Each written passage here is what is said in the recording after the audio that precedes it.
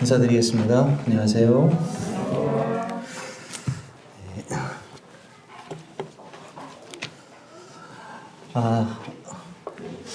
뭐가 좀 어두침침하네요. 그죠? 여기 뭐 어두침침한가? 제가 아침에 나오면서 거울을 보니까 얼굴이 많이 시커매졌더라고요. 요즘에. 원래 실내에서 생활을 주로 하다가 요즘 그 실외에 일을 하다 보니까 우리 정인재님 많이 따라가는 중인 것 같습니다. 우리가 이제 인생을 표현할 때 계절을 빗대어서 많이 이렇게 설명을 합니다. 지금 이제 가을, 초가을인가요? 늦가을인가요? 초가을인가요? 보통 뭐 뒤죽박죽이긴 하여튼 뭐 지금 가을에 접어들긴 했습니다. 보통 이 낙엽이 떨어지고 이제 겨울이 오면 인생의 막바지로 우리가 설명들을 하죠. 보통 이제 이렇게 가을이 되면 이 낙엽이 이렇게 울룩불룩 색깔이 지게 되잖아요. 보기에는 굉장히 좋은 건데 이게 과학적으로 보면 죽어가는 과정의 끝무렵으로 우리가 설명들을 합니다. 우리도 이제 인생에서 이렇게 생각해 보면 제 나이는 과연 계절 중 어느쯤 될까 이렇게 한번 생각해 봤어요. 나는 여름인가? 아니면 초가을인가? 아니면 늦가을인가? 뭐 성도님도 보실 때 어떤 것 같아요? 제가 볼 때는 한 늦가을쯤 되어가지 않을까 이런 생각도 드는데 좀 무리한 얘기긴 합니다만은 제가 20대 20살쯤에 이제 영천에 와서 신앙생활을 했었는데 어느새 이렇게 시간이 훌쩍 가버렸어요. 항상 이렇게 마음속에 이렇게 염두하고 있는 것 중에 하나는 나의 마지막은 어떨까에 대한 것입니다. 우리는 누구나 마지막이 있고 또 하나님 앞에 서게 될 그러한 순간들이 있을 것입니다. 그리고 우리 인생에 대해서 하나님 앞에 정산받을 때가 있을 거예요. 뭐 좀 다른 표현을 하면 우리가 하나님 앞에 심판대 앞에 서게 되겠죠. 물론 이 심판대는 우리가 정죄받는 심판이 아니라 상급의 심판대 앞에 서게 될 것입니다. 너는 인생 살면서 뭘 남기고 왔느냐라고 분명히 물으시겠죠. 성도님들 아마 이제 그런 부분에 대한 생각들을 누구나 하고 계실 것이고 또 우리의 삶을 통해서 하나님 앞에 뭔가 의미 있는 그런 흔적을 남기고자 하는 그런 생을 살고자 하는 소원들이 다 있으실 거라고 생각이 들어집니다. 오늘 말씀의 주제와 내용이 이와 관련되어 있는 말씀으로 교제하기를 원합니다. 오늘 주제를 같이 한번 읽어보겠습니다. 같이 한번 읽어볼까요? 시작. 우리의 소망을 확장하라. 자, 우리의 소망을 확장하라. 오늘 말씀은 창세기 23장에 나오는 아브라함이 자기 아내 사레의 죽음을 통해서 매장지로 산 막벨라의 굴과 관련되어 있는 말씀을 통해서 우리의 소망에 대한 또 우리의 소망을 확장하는 부분에 대해서 함께 생각해 보기를 원합니다. 막벨라 굴은 많이 들어보셨죠? 네.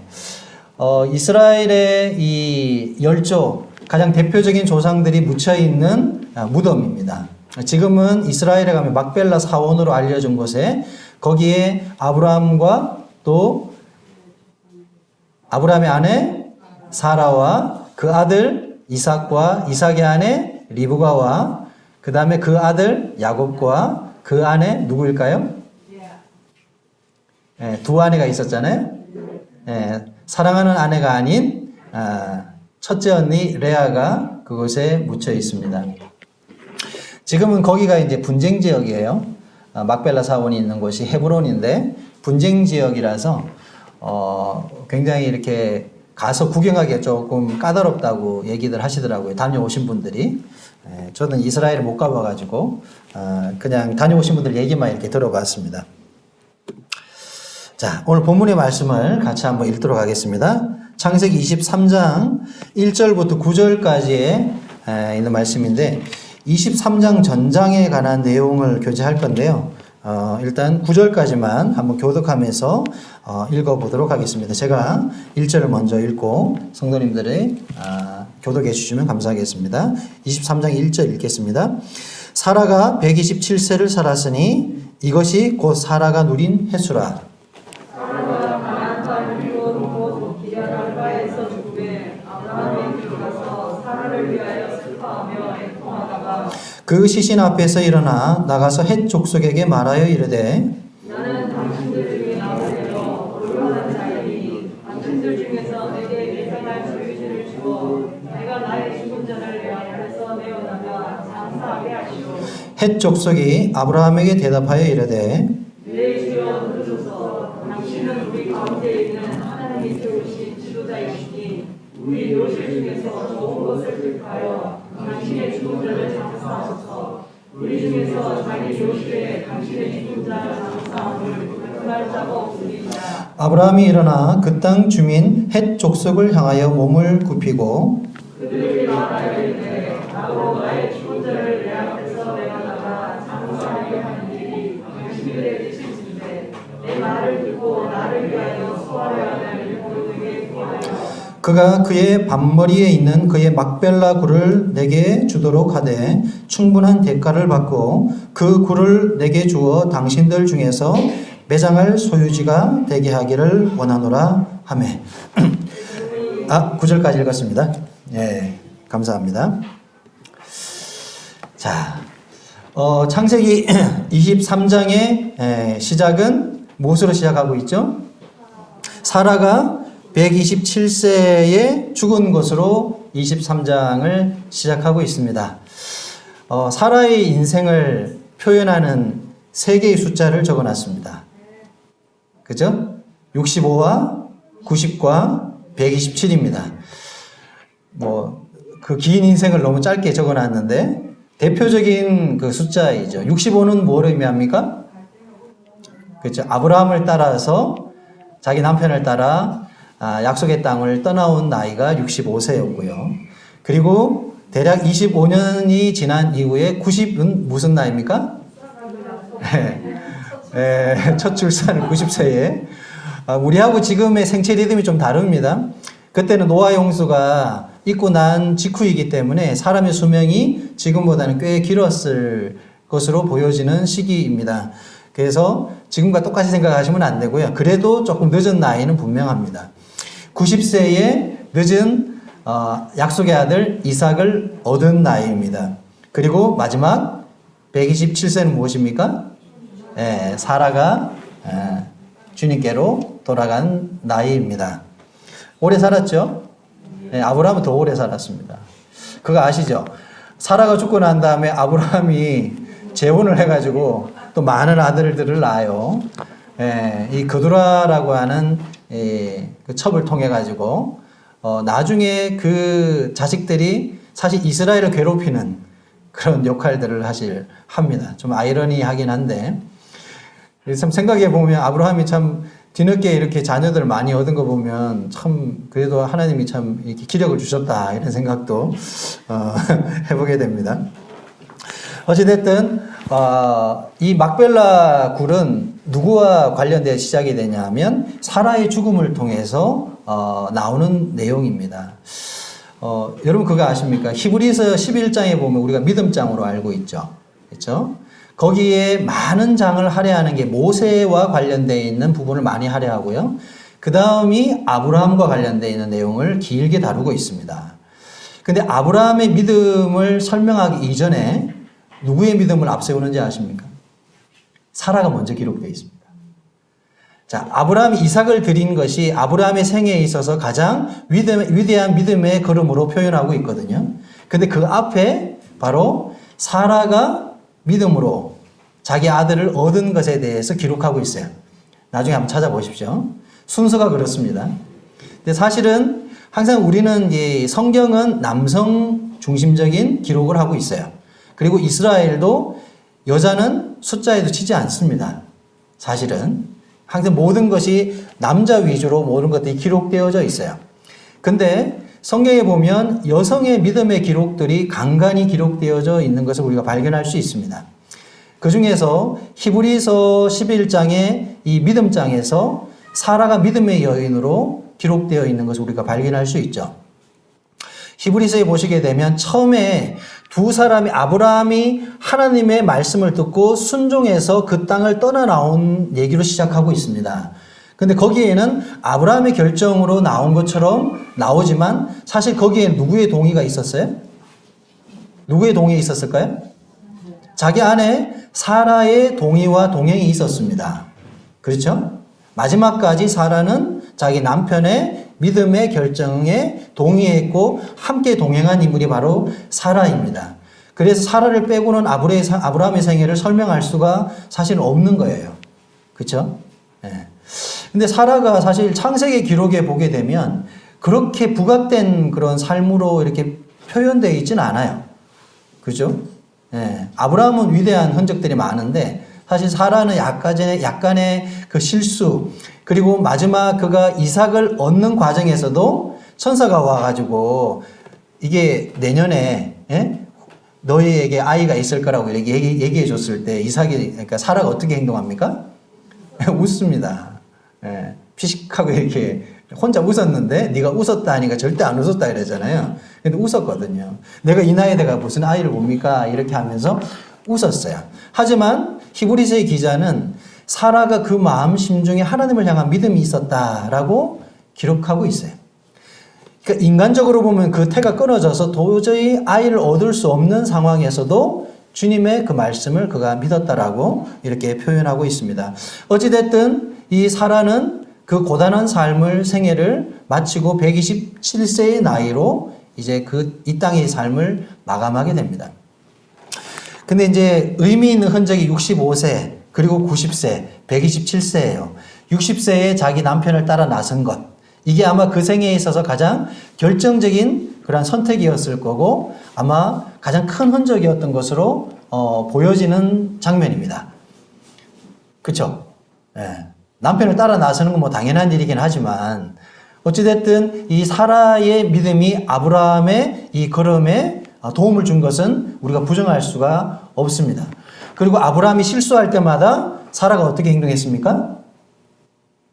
남편의 그 허물과 실수를 감추는 역할을 해줬어요. 애굽에 내려갔을 때도 그랬고 반항하지 않았거든요. 이게 남편이 그에게 지도해 준 대로 그가 그대로 순수히 받아들였죠. 참 아내로서는 그 조금은 부족한 남편의 그러한 실책이라고 할 수 있나요? 그런 부분조차도 그 아내 사라가 다 받아낸 사실을 우리가 볼 수 있죠. 이제 그런 거 보면 이 사라는 뭐 만나보지 않았지만 그냥 추측컨대 굉장히 마음 씀씀이나 그 내면이 깊은 여인으로 그렇게 이해되어지는 부분이 있습니다. 어찌됐든 이 성경은 이 사라가 아브라함을 따라서 그 믿음의 선택을 같이 해준 것, 이것을 믿음의 결정으로 보고 있고, 그 다음에 90세에 자기 아이를 얻은 것, 생애에서 가장 잘한 것이라는 거죠. 그죠? 이 사라의 이 출산을 통해서 그 많은 믿음의 후손들이 이제 나오게 된 거거든요. 결국에 보면 우리도 누구의 후손입니까? 사라의 후손이에요. 영적으로 보면. 아브라함의 후손이지만 또 우리는 사라의 믿음의 후손입니다. 맞죠? 그러니까 거슬러 올라가면 영적인 어머니예요, 사라는. 우리가 그냥 아브라함만 생각하는데 실상은 사라는 우리의 영적인 믿음의 어머니가 될 수 있다라고 생각이 들어집니다. 그런데 이 이삭을 놓고 대략 37년을 살다가 그가 죽음을 맞습니다. 그 사이 기록이 아예 없어요. 우리가 성경을 보시면 22장이 아브라함이 이삭을 번제로 드리는 사건이고요. 그리고 23장이 바로 사라가 죽는 것으로 기록하고 있습니다. 그러니까 37년의 기록이 아무것도 없습니다. 그때 또 뭐 했을까요? 어떻게 생각이 드세요? 이삭 놓고 육아했겠죠, 37년 동안. 네. 이삭이 37살 될 때 죽었는데 총각이에요. 그러니까 보통 이제 그 아브라함 쪽에 이 혈통이 결혼들을 다 늦게 합니다. 그리고 애도 다 늦게 낳아요. 그리고 손이 또 귀해요. 뭐 자식을 많이 낳지 않습니다. 손도 되게 귀하고 그런 결혼도 늦게 하고 좀 그렇습니다. 그러니까 이삭은 나중에 자기 어머니 사라를 굉장히 그리워해요. 이제 그걸 봐서 마마보이는 아닌데 좀 이삭은 조금은 유약한 사람이었던 것 같아. 보면은 이제 뒤에 어떤 다툼이 있었을 때도 막 그렇게 싸우려고 하지도 않고요. 그런 걸 보면 성품 자체가 자기 아버지 아브라함과는 조금은 다른, 그러니까 굉장히 이렇게 유순하게 이렇게 자란 것 같아요. 그 영향은 아마 어머니 사라의 영향이었던 것으로 보여집니다. 그러니까 품 안에서 산 거죠. 37살 될 때까지 엄마하고 굉장히 친밀한 관계 속에서 지냈어요. 사실 이제 저희 둘째 애가 지금 10살인데 자매가 40에 낳았거든요. 이게 뭐 요즘으로 보면 크게 늦게 낳은 것도 아닌데, 이제 저희 아들로 치면은 늦둥이죠. 그렇죠? 근데 지금도 엄마 막 배 만지고 막 이러거든요. 저희 덩치 큰. 예. 예. 그러니까 어찌 보면은 저게 예, 몇 살까지 저게 갈까 하는 생각도 사실 좀 들긴 들어요. 그러니까 우리가 이제 늦게 얻은 아이는 사랑스럽잖아요. 그렇죠? 이 사라가 90세가 돼가지고 아이를 얻고 나서 이제 늦은 나이에 이렇게 육아를 했을 것이고, 굉장히 그 이삭을 바라보면서 자기의 이 노년의 삶이 참 행복했을 거라는 생각도 해보게 됩니다. 그렇죠? 하나님이 주신 이 아들. 근데 아마도 그 중간에 큰 위기가 있었잖아요. 아브라함이 모리아산에 가서 자기 아들을 하나님 앞에 드리고자 했던 그 사건이 하나 기록되어 있죠. 그렇죠? 아마도 사라가 말 못하고 많이 울었을 거예요. 자기 남편이 이삭을 데리고 갈 때 아마도 이삭이 굉장히 그러니까 사라가 굉장히 고통스러워했을 거라고 우리가 추측해 볼 수가 있습니다. 근데 어떠한 기록도 없어요. 거기에 대한 기록이 없습니다. 오늘 말씀은 좀 일찍 마치려고 생각하고 있는데, 자, 이 막벨라라고 하는 곳은 현재 헤브론입니다. 헤브론이 어디 있나요? 대표적인 걸 기록해 놨는데 예루살렘 밑에 쪽이죠. 그렇죠? 이 당시에 아브라함은 부엘세바 지역에 거처하고 있었습니다. 부엘세바에서 이삭을 드릴 때도 모리아산으로 갈 때 부엘세바에서 출발했고요. 그리고 말씀을 보게 되면 그들이 다시 부엘세바로 돌아와서 거기에서 생활을 했었어요. 근데 아브라함은 유목민 생활을 했잖아요. 정착하고 살지 않고 여러 가지 뭐 양이나 소나 이렇게 가축을 키우면서 이동하면서 지냈었습니다. 그러다가 이제 사라가 죽은 장소가 아마도 이 헤브론 지역, 그러니까 지금의 이제 막벨라로 알려져 있는 이곳에서 지나다가 아마 사라가 이제 죽음을 맞이한 것 같아요. 대충 위치는 이렇습니다. 자, 앞에 설명한 것처럼 성경은 히브리서에서 사라를 믿음의 여인으로 설명하고 있죠. 아브라함의 믿음보다도 사라의 믿음을 앞에 내세워 놨습니다. 성경에서 보면 여인들의 믿음을 많이 강조하고 있는 부분들이 여러 군데 나와요. 혹시 기억하시는 게 있나요? 네. 그 누굽니까? 예수님이 돌아가셨을 때 가장 먼저 쫓아간 사람들이 누구죠? 네. 네. 여인들이었습니다. 그렇죠? 그리고 서신서에 나오는 부부 중에서 여인을 앞세우는 아주 대표적인, 그렇죠, 브리스길라와 아굴라입니다. 자, 이 두 부부는 바울 사역에 있어서 아주 큰 동력을 했던 인물이고 사도행전에서도 중요한 인물로 등장하고 있죠. 항상 여인이 먼저 있어요. 근데 항상은 아닙니다. 그렇죠? 어떤 부분에 보면 아굴라와 브리스길라라고 기록되어 있는 데 있어요. 근데 브리스길라를 앞쪽에다가 먼저 기록한 부분들이 훨씬 많습니다.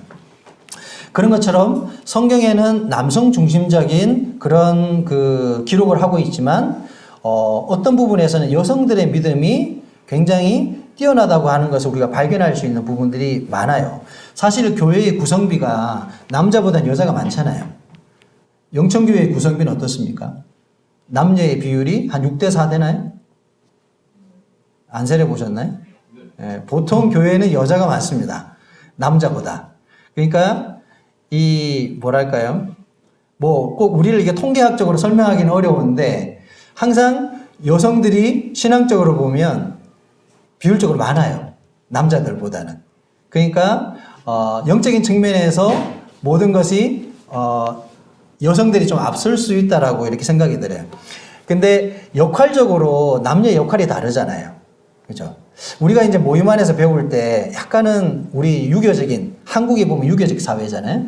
그러다 보니까 여성은 약간은 이 하등한 그런 위치로 보는 경향이 사실 있었어요. 지금도 그런 문화가 전혀 없는 건 아닙니다. 하지만 지금은 많이 달라지긴 했지만 성경에서 여성을 감추는 것은 질서의 문제이고 역할의 문제입니다. 이것이 뭔가 여성이 하등하기 때문에 여성을 기록하지 않는 게 아니라는 것이죠. 동의하십니까? 네, 저는 그렇게 분별하고 있습니다. 근데 소위 이제 우리 모임에서도 약간 보수적인 성향을 띠고 있는 그런 교회들에서는요, 아주 이 여성의 위치를요, 철저하게 좀 밑에다 거든요. 그러니까 이게 하등한 거예요. 그러니까 남자가 하면은 이제 그냥 숙여야 되는 존재로 이렇게 설명을 합니다. 근데 여성들이 남편에게 순종하는 것은 물론 하나님이 세우신 질서의 문제도 있습니다. 하지만 숙이는 사람이 더 믿음이 있어야 돼요. 그렇지 않나요? 큰 자가 작은 자를 섬기는 겁니다. 어찌 보면 남자들은 좀 철이 늦게 들고 남자들은 좀 철이 없는 부분이 많아요. 이 보통 큰 부분에서는 남성들이 어떤 사회를 이끌어가는 것 같은데 그 사회를 바치는 그 이면에는 여성의 존재가 사실 있는 게 사실입니다. 가정에서도 마찬가지잖아요. 남자가 가정을 끌고 가는 것 같은데 여자의 내조가 없으면 가정은 금방 무너져 버립니다. 그렇지 않습니까? 동의를 안 하시네. 이 역할의 문제입니다. 하나님이 주신 역할의 문제가 이렇게 중요한 거예요.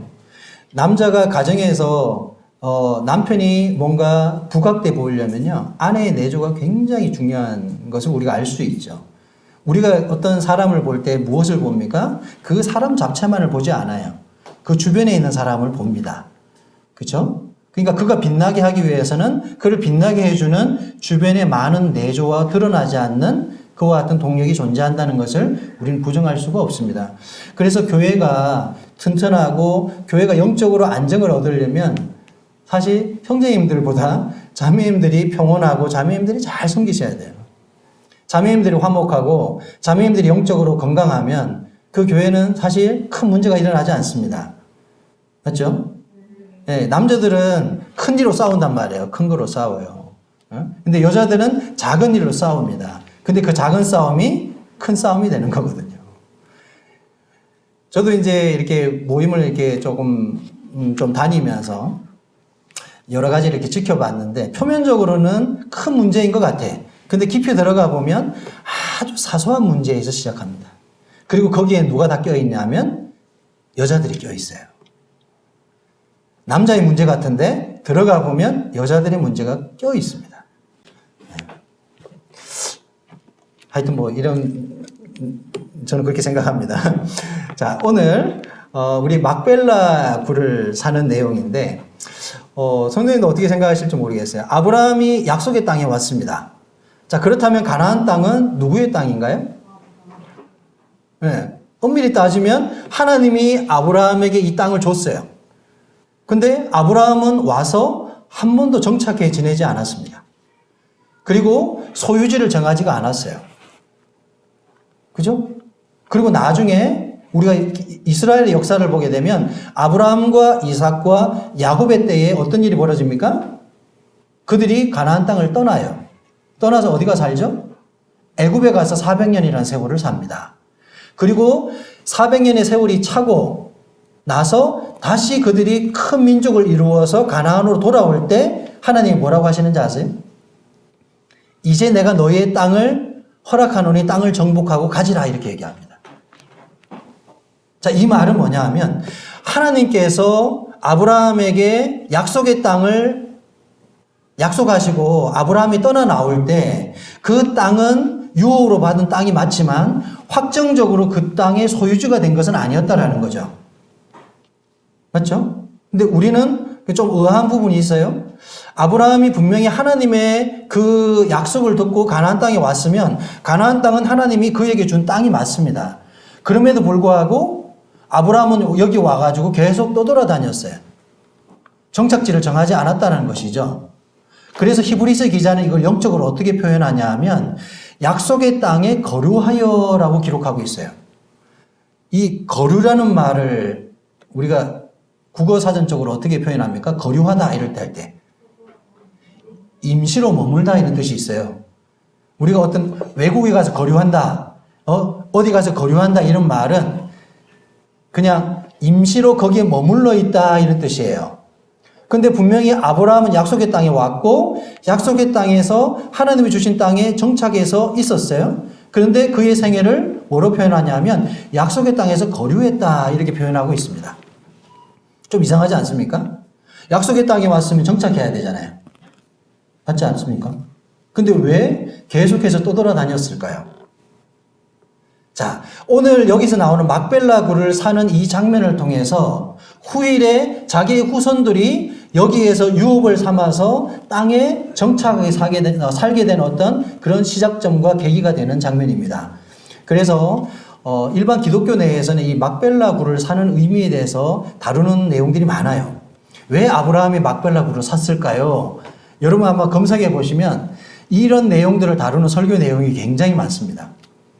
저도 여러 군데 몇 개 찾아봤는데 좀 약간씩 견해들이 조금씩 다르기는 하더라고요.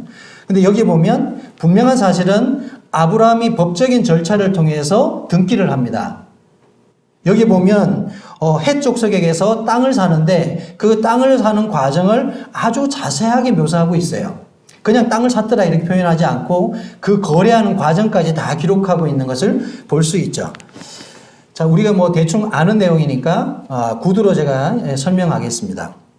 자, 사라가 죽었어요. 그리고 사라가 묻힐 매장지.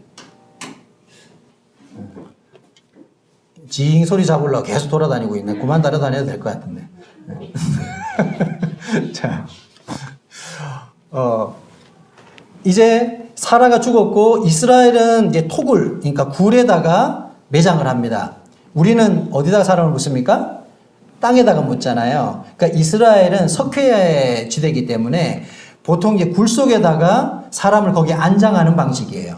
그래서 돌로 가지고 이렇게 무덤의 문을 막는다 그러잖아요. 그러니까 예수님도 돌아가시고 어디에 묻혔어요? 아리마대 요셉이 구해준 그 매장지에 들어가잖아요. 그러니까 돌무덤이에요, 돌무덤. 돌무덤에다가 돌판 위에다 사람의 시신을 거기다 올려놓습니다.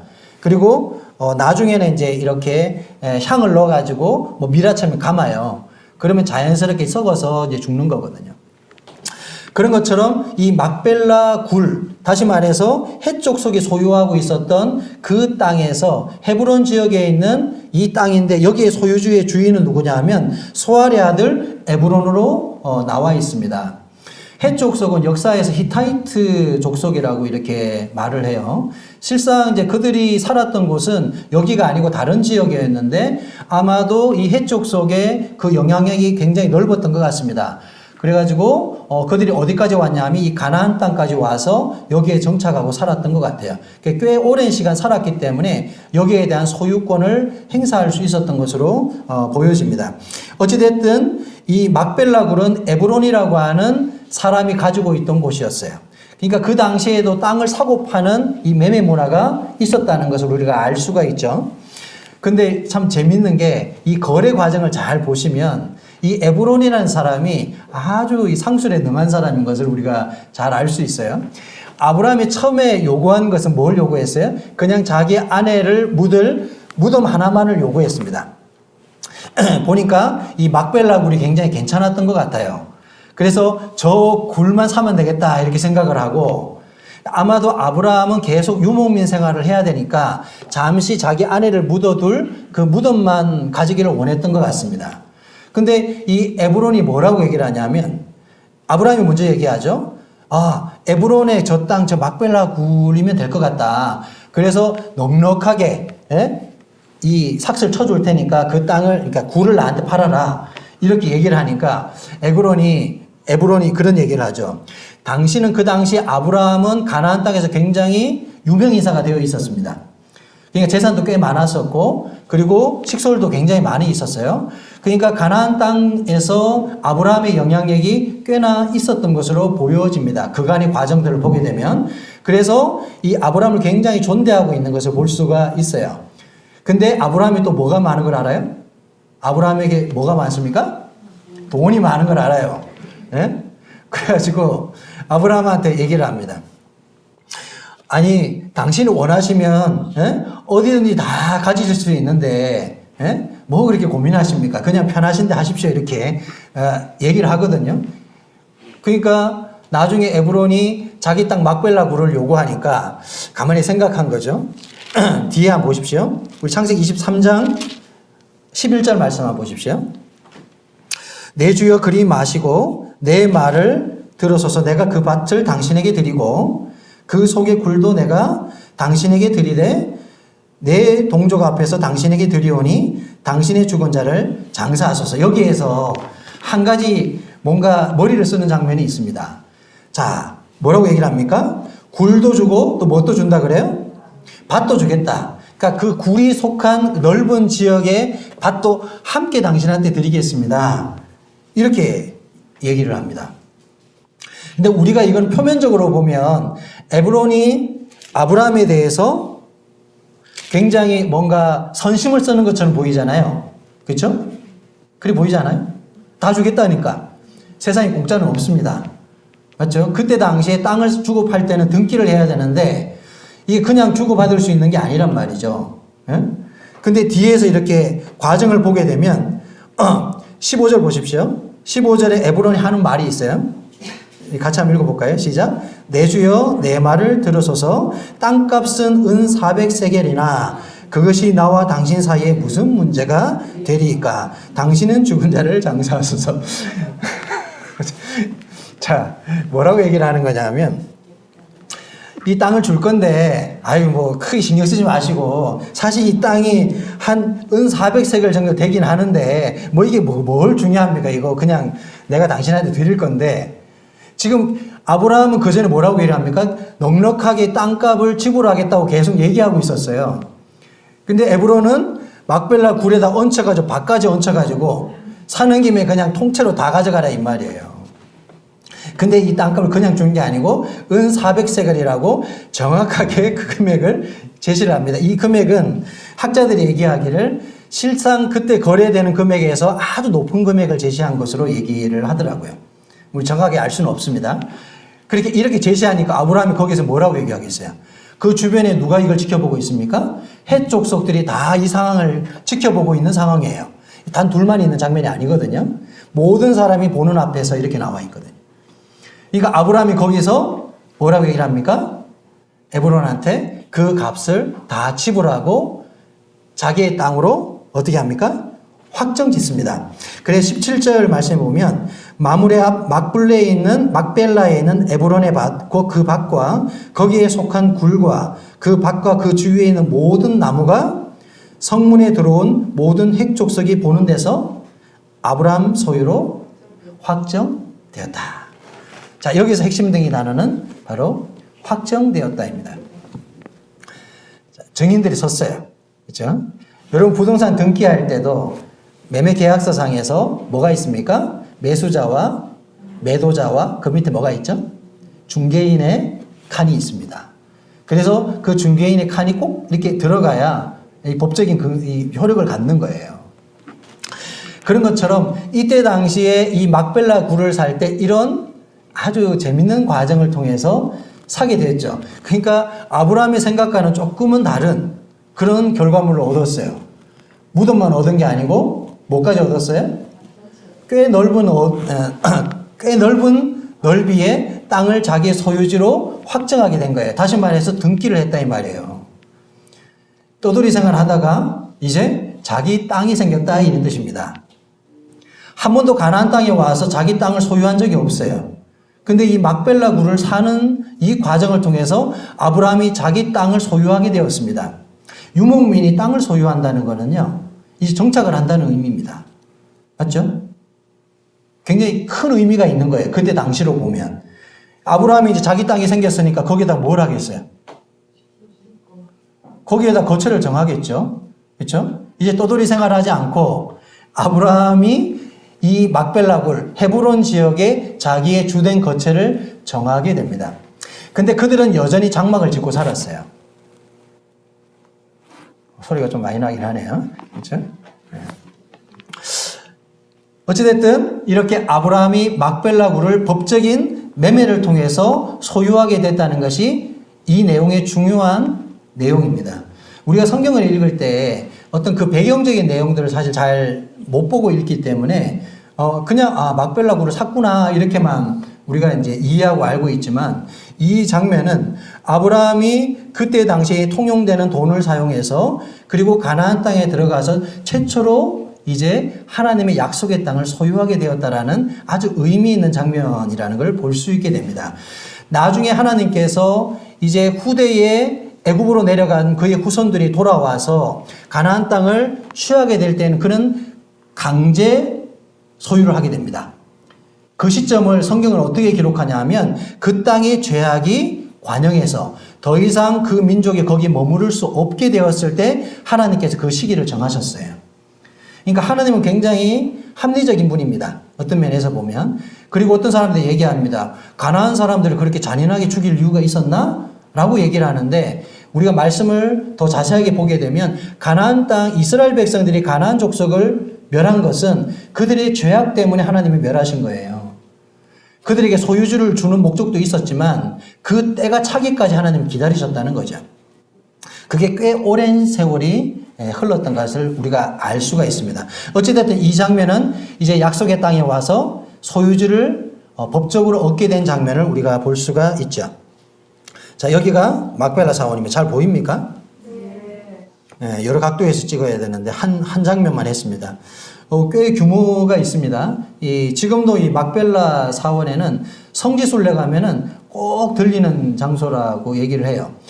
근데 이스라엘 사람들만 아브라함을 조상으로 보지 않잖아요. 맞죠? 네, 아까 말한 것처럼 아브라함이 나중에 그두라라고 하는 첩을 둬가지고 많은 자식들이 있어요. 그 후손들이 누가 되는 겁니까? 지금의 아랍의 여러 후손들이 되는 거예요. 그러니까 이 막벨라 사원은 누구의 조상의 묘입니까? 이스라엘 사람들의 조상의 묘기도 하면서 또 회교도인들한테서 아주 중요한 장소인 거예요. 그래서 이 장소가 굉장히 분쟁 지역입니다. 들어갈 때 한쪽은 여기 보면 한쪽은 이스라엘에서 볼 수 있고 또 반대쪽에서는 회교도 쪽에서 볼 수 있다 그래요. 이 재밌는 장소이죠. 자, 이 부분은 넘어가겠습니다. 자, 오늘 말씀의 주제는 우리의 소망을 확장하라입니다. 아브라함이 이 막벨라 굴을 산 이것이 지금 우리에게 던지는 메시지나 의미는 무엇일까에 대해서 이렇게 생각해 보았어요. 자, 우리 히브리서 말씀을 한번 찾아보겠습니다. 히브리서 11장. 너무 잘하는 말씀인데 다시 확인하는 의미로 한번 찾아보겠습니다. 히브리서 11장. 11장 9절 말씀을 보십시오. 신약 365페이지 9절 말씀. 9절과 10절 한번 같이 한번 읽어볼까요? 네. 시작.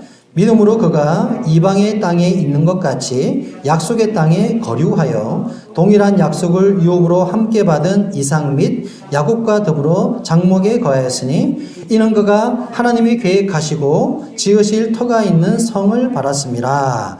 자, 13절부터 이후로 조금 읽어보겠습니다. 시작. 이 사람들은 다 믿음을 따라 죽었으며 약속을 받지 못하였을 때 그것들을 멀리서 보고 환영하며 또 땅에서 외국인과 나그네임을 증언하였으니 그들이 이같이 말하는 것은 자기들이 본향 찾는 자임을 나타내미라. 그들이 나온 바 본향을 생각하였더라면 돌아갈 기회가 있었으려니와 그들이 이제는 더 나은 본향을 사모하니 곧 하늘에 있는 것이라. 여기까지 읽겠습니다. 자, 이 내용의 스토리의 설명을 제가 한번 해보겠습니다. 자, 보십시오. 아브라함이 갈대 우르에서 나왔습니다. 그리고 하나님께서 아브라함에게 약속하신 땅은 어디입니까? 가나안 땅이었습니다. 근데 가나안 땅에 왔는데 가나안 땅을 여기서 어떻게 표현하고 있냐면 약속의 땅이다. 그리고 본향이다. 이렇게 얘기를 해요. 그렇죠? 근데 뒤에 15절의 말씀에 보면 더 나은 본향이 있다. 또 이렇게 얘기하죠. 그래서 히브리서 기자는 아브라함의 생애를 설명을 하면서 가나안 땅, 그러니까 갈대아 우르와 그 다음에 약속의 땅 가나안 땅과 그리고 하나님이 또 예비하신 더 나은 어떤 본향이 있다는 것을 얘기하고 있습니다. 그래서 아브라함이 생애 동안 그가 정착지를 정하지 않고 장막을 치면서 살았던 것을 그런 의미로 해석하고 있어요. 그렇죠? 자, 우리도 보십시오. 우리가 주님을 믿기 전에는 세상 가운데 살면서 사단이 지배하는 세상 속에 살았어요. 자, 그리고 나서 우리가 예수님을 믿었죠? 그렇죠? 자, 우리가 어디에 산다 그래요, 지금? 하나님의 나라에 산다 그럽니다. 우리가 표현할 때 주님 믿는 그곳이 어디라고요? 하나님 나라. 예? 여기가 하나님 나라. 근데 지금 우리 하나님 나라에 있습니까? 아니잖아요. 근데 우리가 표현을 할 때 우리가 하나님 나라에 산다고 얘기를 해요. 예? 근데 우리는 무엇을 바라봅니까? 본향, 진정한 본향인 그 하나님이 예비하신 그 성을 바라보는 거예요. 그러니까 아브라함의 생애도 비슷하게 설명합니다. 아브라함이 약속의 땅에 왔는데 이 약속의 땅은 하나님이 주신 땅이 맞지만 궁극적으로 하나님께서 그에게 약속하신 땅이 있다라는 걸 설명하고 있어요. 근데 이 가나안 땅이 그에게 던져지는 의미가 굉장히 큽니다. 왜냐하면 우리가 이 땅에서 몸을 가지고 살아가잖아요. 우리는 아직 천국에 들어가지 않았어요. 그렇죠? 하나님이 약속하신 그 땅에 들어가지 않았지만 우리는 여전히 그런 믿음을 가지고 이 땅에 살아가고 있어요. 근데 우리의 소망을 확정 짓는 것은 어디에서 확정을 짓습니까? 여기에서 짓는 거예요. 맞죠? 최종적으로 우리가 그 나라에 들어가면 결과적으로 이루어지는 건 맞지만 성경은 우리들에게 어떤 의미로 설명하냐 하면 우리가 우리의 소망을 확정 짓는 것은 바로 우리가 서 있는 바로 여기에서 확정을 짓는다. 이 말입니다. 그러니까 아브라함이 막벨라 굴을 법적인 매매를 통해서 샀다고 하는 의미가 약속의 땅에 거하는 것은 맞는데 하나님이 그에게 주고자 했던 궁극적인 그 나라가 있을 거예요. 믿음으로 그걸 바라보았는데 그 믿음을 확정 짓는 것을 바로 여기 막벨라 굴을 사는 것으로 확증을 지었다 이런 뜻입니다. 좀 이해가 되십니까? 제가 설명을 잘 못하는 걸 수도 있는데 자, 하나님이 주신 땅이 가나안 땅이 맞잖아요. 맞죠? 가나안 땅을 돈을 주고 샀어요. 그리고 거기에서 확증을 지었다 이 말이에요. 다시 말해서 이 확증은 하나님이 어떻게 보시는 거라고요? 나중에 그에게 주실 그 진정한 본향에 대한 확정으로 본다 이 말이에요. 이해가 되십니까? 자, 여러분들의 생애는 주님의 앞에 가서 우리가 평가를 받게 될 거라고 제가 서두에 말씀을 드렸습니다. 그 평가는 어디에서 확정 지어집니까? 이 땅에서 지어지는 거예요. 굉장히 중요한 것입니다. 주님께서 우리가 마지막 가서 심판대 앞에 서게 되겠지만 그 심판대 앞에서 우리의 소망이 확정되어지는 것은 바로 이 땅에서 결정이 난다 이겁니다. 다시 말해서 우리는 이 땅에서 어떤 흔적을 남기느냐에 따라서 하나님은 나중에 이 흔적을 보상하신다는 거예요. 우리는 여기에서 의미 있는 뭔가를 남겨야 합니다. 그렇죠? 의미 있는 뭔가를 확정지을 필요성이 있는 거예요. 왜? 그것이 영원한 세계에서 확정되는 것이니까. 이게 단순한 것 같은데 좀 막연하기도 해요. 왜냐하면 우리는 아직 들어가지 않았잖아요. 아직 천국에 들어가지 않았어요. 하나님의 약속한 땅에 들어가지 않았습니다. 우리에게 뭐만 있어요? 우리에게는 그냥 약속과 믿음만 있어요. 근데 이것이 주님은 우리의 삶 가운데 분명하게 드러나기를 기대하고 있습니다. 왜? 그것이 바로 우리가 영원 세계에서 누리게 될 그 근거가 되는 것이기 때문에 그래요. 다시 말해서 우리가 이 땅에서 뭔가 확정 짓는다는 것은 그것이 하나님 나라에서 확정으로 받아들여진다 그런 뜻이 있는 것이죠. 맞죠? 여러분들이 짧은 생을 삽니다. 사라는 127세에 죽었어요. 그리고 그는 믿음의 여인으로 평가받고 있습니다. 우리도 아마 언젠가 죽지요? 뭐 얼마나 사실지를 잘 모르겠어요. 100세를 넘기실 분이 여기에 잘 없을 겁니다. 자, 주님이 여러분들에게 아마 물으실 수 있어요. 너희는 이 땅에서 너희 소망에 대한 분명한 확정을 지은 것이 있느냐라고 물으실 수 있어요. 우리는 그냥 다 좋은 게 좋은 거야. 그냥 뭐 주님 섬기고 그냥 섬기고 살면 되지. 뭐 이렇게 막연하게 얘기를 해요. 근데 가만히 생각해 보면 그 말 속에는 우리의 핑계거리가 굉장히 많습니다. 핑계가 많아요. 왜?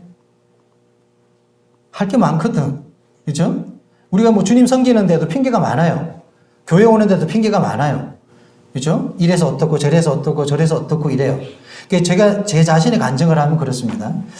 저도 그런 생각이 들더라고요. 아, 뭐 내가 주님 섬기고 하는 건 맞지. 그리고 내 생애 전체가 주님 앞에 드리는 거잖아. 근데 가만히 생각해 보면 나는 나를 위해 살고 있거든. 나는 나 자신을 위해 살고 있단 말이에요. 이기적인 삶을 살아요. 근데 사람은 뭔가 근거를 딱 남기면요, 거기에 애착을 가집니다. 아브라함이 막벨라구로 돈을 주고 샀잖아요. 만약에 아브라함이 막벨라구를 은 400세겔에 사지 않았다면 막벨라는 지금처럼 그 의미 있는 장소가 되지 않습니다. 맞죠? 가다가 그냥 무덤해서 사람 무덤 장소로밖에 여겨지지 않아요. 근데 거기에 등기를 하고 법적인 근거를 남겼기 때문에 막벨라구는 후대에 의미 있는 장소가 되었어요. 그리고 아브라함도, 그리고 그의 아들 이삭도, 그리고 그의 손자 야곱까지 10조의 무덤이 된 것입니다. 의미 있는 장소가 되었다는 거예요. 근데 거기에 뭐가 들어갔어요? 돈이 들어갔습니다. 사람의 마음이 가는 곳은 뭐가 있습니까? 돈이 있습니다. 돈이 가면 마음도 가고요. 우리가 지금 예배당 이렇게 공사를 하고 있죠. 돈이 들어갑니다. 그렇죠? 꽤 적지 않은 돈이 들어가고 있습니다. 또 들어갔고 앞으로도 들어가고 있습니다. 돈이 들어가니까 좋아집니까? 안 좋아집니까? 좋아지고 있습니다. 자, 그리고 여기 와서 사실 이제 뭐 물론 이제 많이 봉사하는 분들도 있고 드러나지 않게 봉사하는 분들도 있어요. 뭐 이걸 평가하고자 하는 얘기는 아닙니다. 근데 지손으로 뭘 하면요, 거기 애착이 가요. 맞죠? 왜냐하면 지손으로 했으니까 애착이 가는 겁니다. 쳐다볼 때마다 저거는 이렇게 해서 했던 건데 저기 할 때 다리 삐끗해가 떨어질 뻔했는데 막 이제 이런 흔적들이 다 남는 거예요. 이게 뭐냐면 확정입니다. 우리가 믿음 안에서 하는 어떤 결정적인 행동들이 있어요. 예를 들어서 뭐 지나온 생활들도 한번 돌아보십시오. 여러분들의 생애에서 정말 교회에 어떤 큰 내가 헌신해야 될 기회가 있었어. 근데 그 순간에 자기가 믿음으로 헌신한 순간이 있어요. 그럼 기억할까요? 못할까요? 기억합니다. 자기가 했던 건 다 기억해요. 특히 돈 들어간 건 다 기억합니다. 몸으로 뗀 것도 기억나는데 뭔가 주머니가 들어간 거는 절대 잊어버리지 않아요. 상처받은 것도 기억하지만 큰 거를 드린 것도 기억합니다. 이 사람이 원래 그래요. 다 그런 게 있지 않습니까? 이게 바로 뭐냐면 흔적이고 확정입니다. 여러분들이 주님 앞에서 드린 어떤 이와 같은 결정적인 행위가 주님 앞에 나중에 보상으로 다가온다는 거죠. 그리고 이것은 어떤 계기가 돼요. 내 믿음의 성장과 내 믿음이 하나님 앞에서 한 단계 이렇게 뛰어넘는 어떤 발판 역할을 해줍니다. 가만히 돌아보세요. 그리고 앞으로도 여러분들의 생애에 있어서 이것은 굉장히 큰 교훈이 될 것입니다. 주저주저 하다 보면 결국에는 못 넘어가요. 근데 한번 결단을 크게 하잖아요? 그러면 그걸 딛고 더 큰 것을 넘어갈 수 있어요. 그 순간에는 갈등이 돼요. 왜? 손해를 봐야 되거든. 많은 걸 희생해야 되거든요. 근데 그것이 확정되어지면 그 확정이 바로 내 믿음을 확정짓는 근거가 된단 말이에요. 여러분 왜 지난주 우리가 침례식을 했잖아요. 이 침례 받은 자매님들이 계시는데 침례식이 왜 중요합니까? 확정입니다. 침례가 우리의 구원의 근거가 되는 건 아니잖아요. 그럼에도 불구하고 우리가 침례식을 하는 이유가 있어요. 침례식은 바로 하나님 앞에서 내 양심의 전환점이고요. 그리고 내가 주님을 위해 살고자 하는 내 고백의 시작점입니다. 그래서 예식이라고 하는 거예요. 예식은 격식을 갖춘다는 뜻이거든요. 예식을 통해서 하나님 앞에 나의 어떤 믿음을 선언하는 것입니다. 이 계기를 통해서 사람은 한 단계 넘어서는 거예요. 맞죠? 그런 것처럼 우리는 우리의 생애 가운데서 많은 결정적인 계기가 있어요.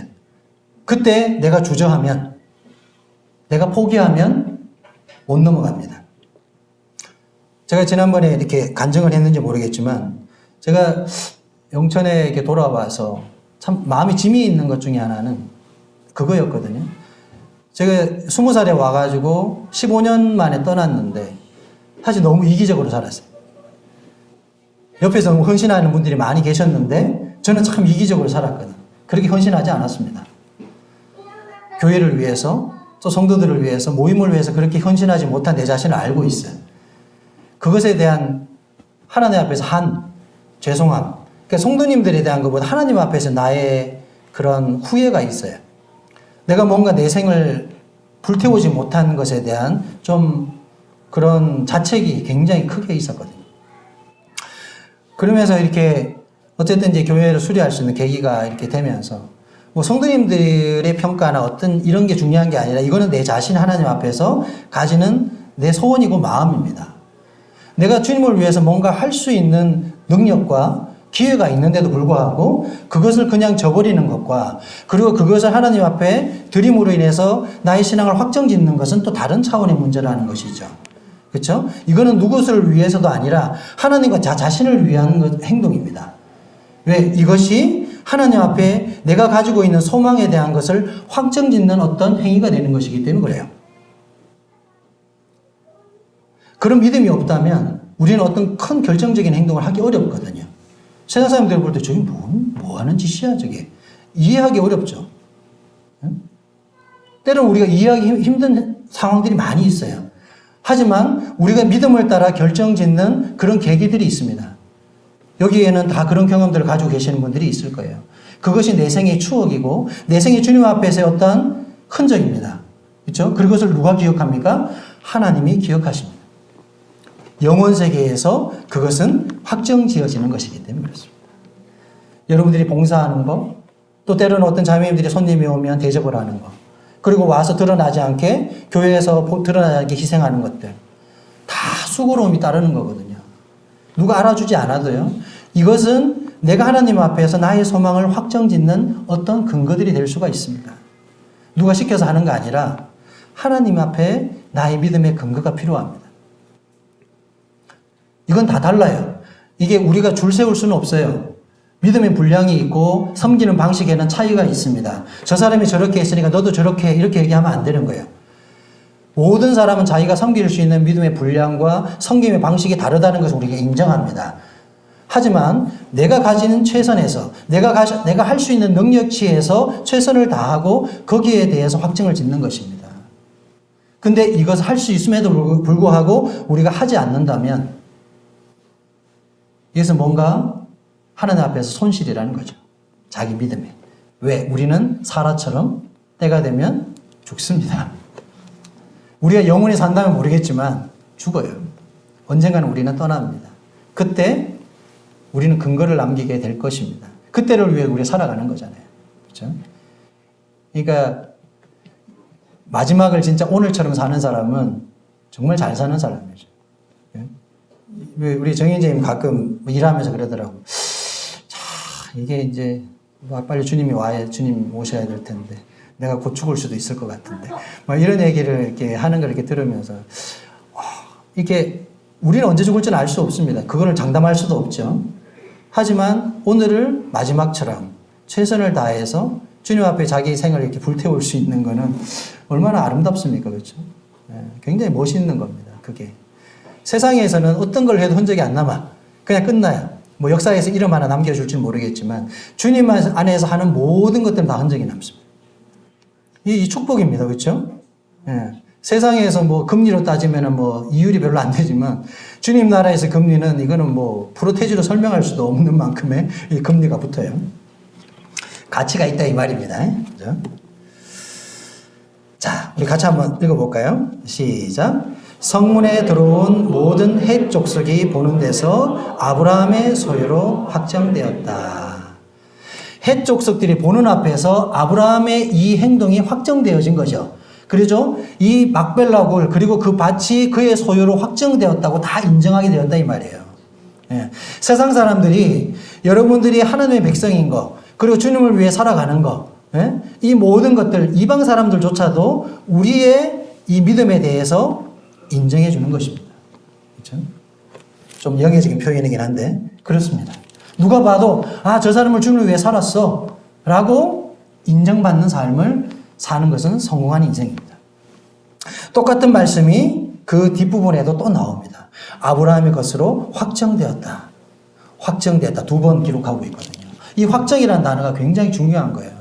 예? 그냥 우유부단하게 그냥 뭐 두리뭉실 이런 게 아닙니다.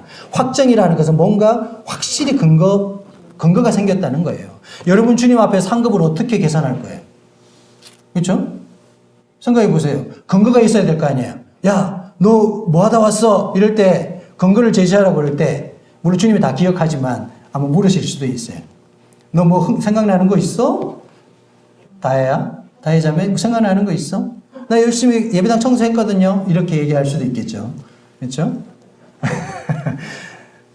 우리의 삶에는 뭔가 근거, 내가 기억할 수도 있고 모든 사람이 기억할 수 있는 그런 근거가 필요할 것입니다. 자, 마지막으로 예화 하나만 하고 마치겠습니다. 미국에 유명한 호텔이 있는데 홀리데이인이라고 하는 호텔인데 미국에 한 수백 개 정도 된다 그럽니다. 여기에 전직 회장이 클라이머라고 하는 회장, 이거 예화로 많이 쓰는 내용이에요. 이 클라이머 회장이 이 홀리데이 인 호텔을 아주 경영을 굉장히 잘했던 인물로 알려져 있습니다. 근데 홀리데이 인 호텔이 유명한 게 있어요. 호텔에는 뭐가 있습니까? 외국에 가면 꼭 있는 게 있어요. 호텔이 빠지지 않고 주 수입원, 카지노가 있습니다. 호텔에는 카지노가 있는데 유일하게 이 홀리데이 인 호텔에만 카지노가 없어요. 수백 개예요. 딱 하나 있었답니다. 하나. 근데 이 홀리데이 인의 클라이머 회장이 회장직에 오르면서 하나님 앞에 약속한 게 있대요. 뭐라고 약속했냐면 제가 회장의 자리에 있을 동안에는 이 호텔 어느 호텔에도 카지노를 두지 않겠습니다. 이렇게 하나님과 약속했답니다. 근데 어느 이제 경영을 하다가 어느 시기가 되었는데 임원진들 사이에서 수익성 문제 때문에 카지노를 들이자고 하는 어떤 제안이 들어왔대요. 그러니까 임원들이 너무 강력하게 주장하니까 이 클라이머 회장이 굉장히 고민이 됐다 그래요. 그래가지고 이 결정을 내리기 앞서가지고 누구한테 찾아가냐면 자기 가족들, 아마 이제 자기 가족들하고 가족 회의를 했답니다. 자, 이 임원들이 카지노를 놓자고 이렇게 강력하게 주장을 하는데 어떻게 하면 좋겠노? 이렇게 물었대요. 이 가족들이 이 클라이머 회장한테 뭐라고 답했을까요? 때려치라 이렇게 얘기를 했답니다. 네? 어쩔 수 없는 수순이라면 당신이 하나님과 지킨 약속이 있잖아. 그러니까 회장직에서 물러나는 것이 옳은 것이다. 이렇게 제안을 했답니다. 그리고 나서 임원들한테 가가지고 주저없이 회장직에서 물러나겠다고 하고 물러났답니다. 아주 유명한 일화입니다. 자, 별거 아닌 것 같잖아요. 근데 이게 별거 아닌 게 아니잖아요. 그렇죠? 세상으로 보면 미친 행동입니다. 어리석은 행동이에요. 그렇죠? 근데 이 클라이머 회장 입장에서는 하나님과 자신이 맺은 약속, 예? 그것을 더 어떤 것들보다도 소중하게 여겼다는 거예요. 자기의 명예, 또 자기가 누리게 될 여러 가지 물질적인 그러한 영화, 그 어떤 것들보다도 하나님과 자기가 맺은 약속을 지키고 싶었던 거죠. 이것을 도와준 가족들도 굉장히 훌륭한 겁니다. 자기 남편의 결정에 지대한 영향을 끼쳤잖아요. 예? 뭐가 중요한 건데, 예? 하나님 약속이 중요한 거지. 당신 뭐 먹고 살 만큼 벌었잖아. 다 누려봤잖아. 지금에 와서 뭐가 중요한데. 깨끗하게 물러나도 하나님이 당신의 결정을 축복하실 거야. 이렇게 얘기해 줬을 것 같아요. 이것이 결정 나고 나서 이 단상에 클라이머 회장이 섰대요. 임원들이 이게 딱 보는 데서 아마 이게 마지막 고별 무슨 이렇게 연설 같은 걸 했는데 자기가 거기에서 그렇게 얘기했답니다. 저는 하나님 축복하셔서 이 자리까지 올라왔고 자기가 회장직에 올라갈 때 하나님 앞에 약속한 게 있습니다. 이 홀리데이 인 호텔의 이 경영상에 있어서 제가 근무하고 있는 동안에는 카지노를 절대 주지 않겠습니다라고 자기가 약속했는데 상황적으로 이것을 어기게 되는 상황이 되었기 때문에 자기는 더 이상 이 자리에 연연할 필요가 없게 되었습니다. 하고 그래서 저는 경영상에서 물러납니다 하고 물러났는데 이 얘기를 들은 그 직원들이 다 일어나서 박수를 쳐줬답니다. 훌륭한 거죠. 이 사람의 행동이요. 자, 우리가 이렇게 생애 살아가면서 우리가 주님 때문에 뭔가 큰 결단과 결정을 하는 순간들이 분명히 있을 수 있어요. 뭐 소소한 것들도 있겠지만 정말 여러분들이 큰 결단을 해야 되는 상황들이 왔을 때 그때 주님의 이름으로 그렇죠? 주님의 이름으로 내 소망의 이유 때문에 뭔가를 확정 지을 수 있는 그러한 계기가 있다면 주저하지 마시고 그런 결정을 선택하시는 것이 축복일 것입니다. 저희도 그런 흔적을 남기기를 바라고 매 순간마다 우리가 그런 흔적을 남기는 삶을 살게 되어지기를 원해요. 이것은 누구를 위하는 게 아니라 본인한테 굉장히 축복이 됩니다. 제가 군대 생활을 할 때도 저 믿음 때문에 굉장히 많이 두들겨 맞았거든요. 예? 예수 믿는다는 것 때문에 많이 맞았어요. 지금 뭐 그럴 일이 없겠지만. 근데 지금도 잊어버리지 않아요. 내가 예수 믿기 때문에 술을 마실 수 없습니다. 내가 내 신앙 때문에 저는 담배를 필 수가 없습니다. 근데 고참들이 이해를 못 하잖아요. 저게 미쳤나? 응? 매일 밤마다 끌려가서 맞았습니다. 거의 한 2달을 맞은 것 같아요. 2달을. 자다가 끌려가가지고 이 건방진 녀석이 고참들이 주는 술을 거절해? 뭐 이러면서 막 발로 막 밟고 이러더라고요. 근데 지금 살아오면서요. 그때의 그 기억이 저한테는 굉장히 큰 신앙의 유익이 되고 있어요. 제가 예수님 믿고 아버지한테 했던 말이 있어요. 내가 믿는 하나님은 첫째입니다. 아버지는 둘째입니다. 이런 배영망덕한 아버지 그 이해 못하는 눈동자를 제가 기억을 하고 있거든요. 제가 사실 부모님을 존경하는 사람은 아니었는데 그 얘기를 하면서 제 마음이 뜨거웠습니다. 제 얘기 뜨겁고. 근데 그 이후로 참 이렇게 아버지가 제가 믿는 신앙을 참 이렇게 존중해 주는 걸 봤어요. 쟤는 진짜 하나님 믿는 사람이야. 이렇게 어린 아들의 결정과 발언을 항상 존중해 주셨어요. 다른 자식이 말하면 안 믿는데 제가 하는 말은 다 내가 인정하고 믿는다. 이렇게 인정해 주셨거든요. 그러니까 우리가 어떤 결정적인 확정이라는 거 굉장히 중요할 때가 있습니다. 이것이요, 직장에서도 마찬가지고요. 여러분들이 살아가는 어떤 가정에서도 마찬가지고 이런 어떤 계기가 생기면요, 믿음이 한 단계 업그레이드 됩니다. 그리고 내 스스로 믿음의 담력을 가지게 돼요. 성경에 나오잖아요. 집사들이 집사의 직무를 잘하게 되면 뭘 얻게 됩니까? 하나님 앞에서 믿음의 담력을 가지게 돼요. 이게 바로 우리가 믿음을 성장해가는 하나님 앞에 나의 신앙을 바로 세우는 어떤 계기가 됩니다. 단순히 의무에 찌들려가지고 하는 게 아니라 여러분들이 교회에서 이거 안 하면 뭔가 문제가 될 것, 이런 차원의 문제가 아니라요. 하나님 앞에서 정말 내가 의미 있는 뭔가를 함으로 인해서 주님이 내 생을 축복하시고 영원 세계에서 나의 이 믿음을 확정 지어준다고 하는 이 보상. 세상이 아니라 하나님이 확정 지어주는 이것을 바라보고 믿음으로 자기의 소망을 확정 짓는 사람은요, 정말 훌륭한 사람입니다. 그래서 오늘 이 말씀을 읽고 정리하겠습니다. 같이 읽겠습니다. 시작. 그들이 이제는 더 나은 본향을 사모하니 곧 하늘에 있는 것이라. 자, 우리는 이 땅을 딛고 살아가지만 우리의 진정한 본향은 주님이 약속하신 그 나라입니다. 우리가 더 나은 본향을 사모하기 때문에 이 땅에서 잠시 받는 고난에 경한 것을 우리가 견딜 수 있다고 성경은 말하고 있습니다. 그래서 성도님들 오늘 말씀을 통해서 여러분들의 지나온 생애뿐 아니라 앞으로도 기회가 주어졌을 때 여러분들의 생애에서 우리의 소망을 확정짓는 어떠한 그러한 결단이 있는 선택들을 해보셨으면 좋겠다. 이렇게 보내드리고 싶습니다. 이상 말씀 줄이도록 하겠습니다. 감사합니다.